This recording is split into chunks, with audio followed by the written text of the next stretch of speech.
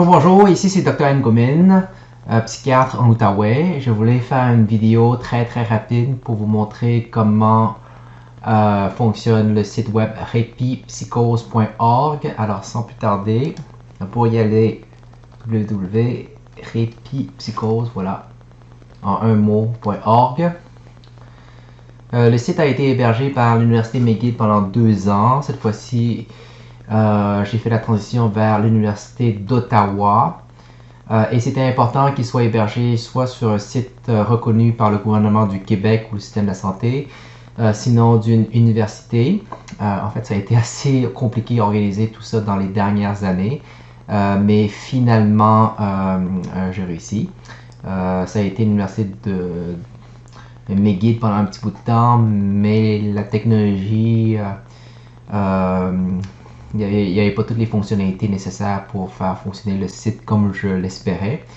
Finalement, l'Université d'Ottawa, avec ses nouveaux serveurs, me permettent cette possibilité. Alors, repipsychose.org vous dirige directement sur ma page web hébergée sur l'Université d'Ottawa, de sorte que tous les travailleurs de la santé dans le système de la santé devraient pouvoir avoir accès à cette page-là sans que le système de filtrage pense que le site n'est pas officiel. Alors, c'est un site officiel hébergé sur un serveur connu.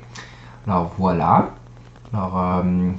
Alors, j'imagine que certains d'entre vous connaissent le PPV2, alors l'outil de psychoéducation sur la psychose. EPVV2 veut dire version électronique. Alors, pour y accéder, soit vous cliquez ici sur le menu supérieur.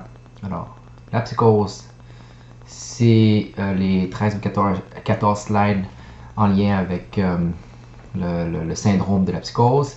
Et soigner la psychose, c'est en lien avec le traitement ou les soins biopsychosociaux du syndrome. La version anglaise de l'outil n'est pas encore traduite pour la plus récente version de 2020-2021, mais le sera probablement dans les prochains mois. Alors désolé pour cela. Durant le COVID, je donne accès via ce mot de passe-là. Alors sans plus tarder, on y va. Oh. Bon, alors j'ai déjà rentré mon mot de passe à la garder en mémoire sur ce site, de sorte que... Oh, en fait, peut-être que oui. Vous cliquez ici. Ah oui, voilà. Je pensais que vous aviez déjà accès. Alors, vous mettez COVID-19 et vous avez accès. Alors, vous voyez. Voilà. OK. Si vous voulez avoir accès à la partie des soins, même chose. Ok, en fait, le mot de passe a été gardé à mémoire. C'est le même mot de passe. C'est pour ça que ça marche comme ça. Okay. Et comme vous avez vu, ça c'est l'image qui est petite. Si vous voulez la voir en plus gros, vous cliquez simplement sur le loop. Mais vous perdez le menu de sélection ici en bas qui vous permet de naviguer très rapidement à travers les différentes slides, qui est utile parce que peut-être que vous voulez juste avoir accès à une image plutôt que de les faire défiler successivement. Ok, alors ces images-là, en général, sont surtout utilisées. Voilà, ça aussi, je pense. Ok, maintenant, vous savez que le PPV2, un des éléments du PPV2 qui est beaucoup utilisé, ce sont les 4 piliers. Okay. Puisque ça décrit l'approche bio-psychosociale et responsabilité de la personne pour son mieux-être. Voilà. Et si vous voulez approfondir le sujet davantage, vous pouvez aller sous l'onglet modèle des 4 piliers. Voilà. Alors, vous pouvez jouer avec les gradateurs, comme vous voulez, pour décrire la situation actuelle ou l'espoir du patient quant à son traitement idéal. Alors, ce sont des images qui favorisent la coopération, la collaboration, la co-création d'un plan de traitement. Tout est décrit ici avec des exemples. Voilà. Nouveauté sur ce site, c'est que lorsque le site était hébergé sur mcgill.ca, vous ne pouviez pas éditer directement. Okay? Alors, il y avait eu probablement une image qui vous amenait à un autre site. Alors, ça faisait une ou deux étapes de plus. Ce n'est pas intéressant dans un tel cas, puisque vous ne voulez pas perdre votre client, votre patient, et vous voulez aussi être efficace dans votre travail. Alors disons, on va mettre ici lorazepam 1 mg PRN. Ok, bon. On peut mettre le nom, ok, ou juste les premières lettres de la RAMQ. Ok, mettre la date. Bon. Bon. Éditer comme vous voulez. Ok, je fais juste un exemple ici. Et ensuite, vous pouvez l'imprimer. Aussi simple que ça. Ok, je pense que par défaut, l'impression se fait en format portrait. Pour cette image-ci, c'est beaucoup plus intéressant de l'avoir en paysage. Vous pouvez l'imprimer en forme sur papier. Même le faxer directement. Sinon, l'enregistrer par PDF aussi. Il s'agit simplement d'avoir l'extension ou le programme qui permet de le faire. Je pense même que c'est gratuit de nos jours. Alors, vous pouvez s'enregistrer. Sinon, si vous voulez l'avoir en format PNG, c'est-à-dire un format très connu d'images sur Internet, ben, cliquez simplement sur sauvegarder et vous pouvez le sauvegarder dans le dossier de votre choix. L'image est ensuite, en théorie, inaltérable, de sorte que vous pouvez le déposer dans un dossier médical électronique, sans problème, en théorie. Okay? Alors, même chose pour ici, une image qui est très utilisée. Okay? Alors, il faut simplement vous pratiquer avant de savoir comment l'utiliser. Vous pouvez ajouter, alors vous décochez le dessiner pour pouvoir manipuler les formes ici.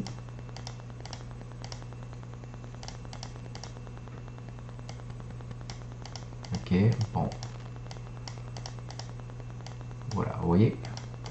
Alors, il faut juste jouer avec pour savoir qu'est-ce qui peut être déplacé, qu'est-ce qui peut être éliminé. Bon, voilà. Et même chose, vous pouvez ajouter des notes aussi en passant. J'ai pesé sur note et ça a affiché cette option. Voilà. Ok, alors tout le reste, ben, il s'agit à vous de vous pratiquer avec le site web pour voir quelles sont les fonctionnalités, comment ça peut être utile pour vous ou non. Ok, alors c'est assez intuitif en fait. Ok, voilà. Oh, un petit clin d'œil aux routes du Québec. Alors il y a beaucoup de trucs qui peuvent être adaptés, dont les titres en général, comme vous voyez ici, ou les options de texte. Voilà. Ok. Alors c'est le même principe pour les outils web associés au PPV2. Pour les gens qui connaissent le PPV2, vous voyez qu'il y a beaucoup d'images, et ce sont les images qui proviennent initialement de l'outil et que j'ai décidé de les rendre interactifs ici sur le site web. Comme ça, vous pouvez les travailler avec le patient, à distance aussi via les téléconsultations, et sauvegarder, l'envoyer. L'envoyer même par SMS. Ok. Là, il faut vraiment, puisqu'il n'y a pas de mode d'emploi exactement, c'est à vous vraiment de cliquer un peu partout et de voir qu'est-ce qui peut être déplacé, bougé, agrandi, rapetissé.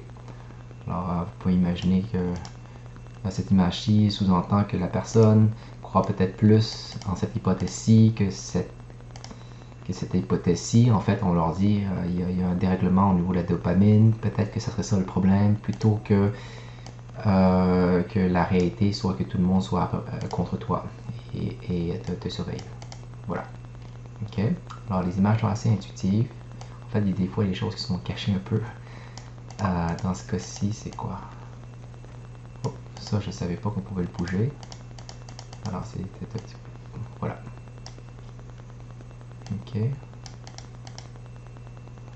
Vous voyez? Alors, il ne souriait pas, maintenant il sourit. Voilà. Et l'idée, c'est... Vous voyez comment ça peut être utilisé? Rendre ça tout petit, le mettre là. Hein? C'est ça le but de traitement. Bon. Voilà, alors c'est très très intuitif. La dernière partie que je voulais vous montrer, ce sont les nouveaux outils. Une partie des nouveaux outils est rendue disponible en temps de COVID, alors, particulièrement les échelles d'évaluation. Vous voyez comment c'est utile, c'est écrit en tout petit les chiffres ici, la gradation de 1 à 10. Même chose ici.